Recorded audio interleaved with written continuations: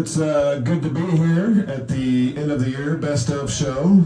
I assume a whole lot of comics canceled tonight for me to be on the list here. And I appreciate that. I do. I'd like to thank them for giving me this opportunity. 2024. It's been quite a year. A lot of ups, a lot of downs, a lot of ins, a lot of outs. A lot going on in 2024. As some of you may know, I began the year living in my parents' basement. And I'm happy to tell all of you tonight that I've ended the year very comfortably living in my parents' basement. I've really settled in there. I've made it a home. Now that home kind of resembles a college dorm room from the year 1995, but it's still a home. I got my posters on the wall, my DVD collection is prominently displayed. Some mini fridge and a futon down there. It's fucking beautiful, really. I'll tell you what, if I could pull off a threesome with two beautiful Vietnamese girls, it'd be my freshman year in college. Sadly, that has not happened yet, but I have some irons in the fire. I do. I also had to get a job this year. That was a real slap in the face, to be honest with you. Basically ruined my whole life. The job itself is great, and I love the people I work with, but having like a job, Monday through Friday, 9 to 5, might be the worst thing that's ever happened to me in my life. There's a few benefits, getting paid regularly and waking up with some kind of purpose in life, but at what cost, really? At what cost? The paychecks are really nice. I even got a debit card recently. I went an embarrassingly long time without even having a debit card. I didn't have a fucking bank account for a while, so having a debit card is real progress for me. I was unaware of all the advances that have been made with debit cards since I last had one, though. Like the tap feature, I didn't know anything about that. I didn't know it was called the tap feature. I just saw the little symbols on the card and the machines. It looks like a wave to me. So the first time I tried to use it, that's what I did. I was just like...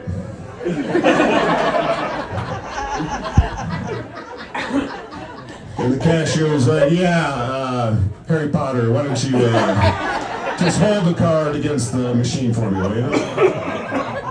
That is a like true that. story. I didn't know. I've never had a tap card, and it looked like a wave to me. If they had put a picture of Sammy Davis Jr. on the card, I would have known what to do. Oh my God. I've been tapping like a motherfucker all day, but they didn't. So I knew no idea how to use it. I didn't. I also got health insurance recently. I haven't had that for a long time either. That's nice. I feel like I can injure myself again. Last couple years, I've been living very cautiously.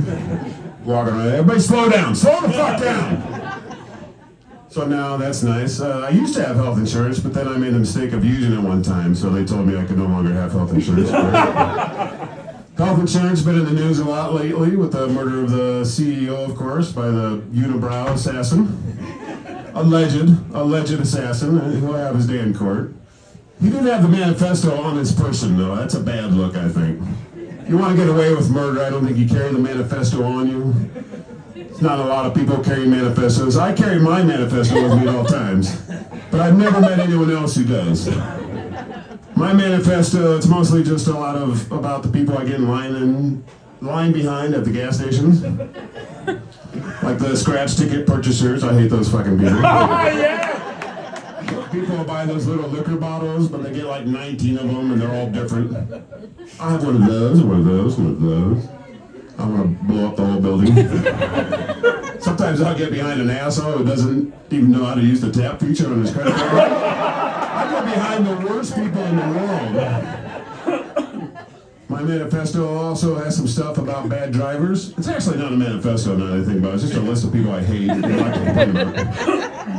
But bad drivers is in there. I'll be honest with you guys, I'm a great driver. I'm the opposite of Jocelyn. I'm an excellent driver. So I don't like bad drivers. I'm such a good driver, I like to imagine other people are complimenting me while I'm driving around. Like I think to myself that they're saying, boy, look at that guy go. Honey, you see this guy? He's doing a great job driving out there. Which is fucking insane because that's never happened in the history of driving, ever. I've been driving 35 years, I've never once complimented another driver in my life. Even if I had an opportunity, I wouldn't drive by him and say, hey, you're doing a good job, buddy. I would drive by him and say, yeah, you better not fucking turn out in front of me, motherfucker. I will hunt you down and end your life, you son of a bitch. And yet, I feel like people are out there saying good things about me. But that's kind of what we tell ourselves, right? In our lives, we're all kind of the protagonist of our own lives, our own stories. So we have these little narratives or fairy tales sometimes about how important we are in the world, this shit world. But that's what we do. That's what we do it because we're all the hero of our own lives, right? Every one of us is the hero of our own story. Well, I'm not anymore. I used to be. My daughter's actually the hero of my story. It's like she's the main character in my story now. Because all I do is go watch her do shit. She sings, she dances, she acts, she plays the violin. And my whole life is just, that's all I do. I go watch her do stuff. So she's become the lead character in my life. I'm just kind of a supporting character. Like every once in a while the camera pans over to me and I'm just sitting in the stands like, hey, good job. It's all on her. So it's a lot of pressure for her, but it's kind of nice for me. I feel like I don't have to do shit anymore. And I have a son too, but he doesn't really do anything. So it's all, in fact, when the camera pans over, he's sitting right next to me. We're like, yeah. So what you got going on lately? Nothing? Yeah, me neither. I also turned 50 recently. Just a couple weeks ago, and I would love to talk about that, but I'm pretty sure I'm out of time, so we're not going to. I want to thank Matt for putting these shows together all year and Secret Bark for having us. It's been a blast this year. Thanks everybody for coming out tonight.